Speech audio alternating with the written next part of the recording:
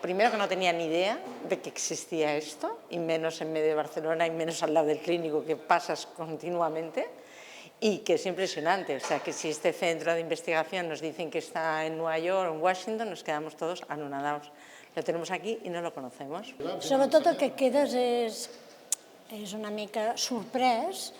pel desconeixement de la quantitat de treball que hi ha darrere, de qualsevol publicació, qualsevol investigació, l'excel·lència que hi ha en la coordinació,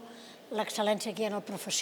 els professionals d'aquí, tot això et dona un gran orgull, jo penso, com a la societat que tenim i la salut que tenim.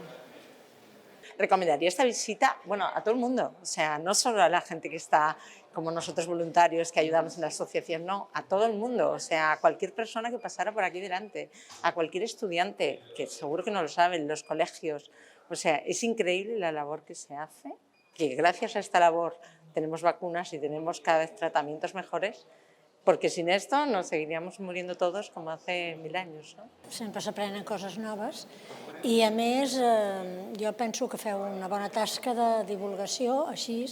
perquè nosaltres que estem de cara a la gent i fem col·lectes i demanem diners, a vegades ens pregunten. Porque para mí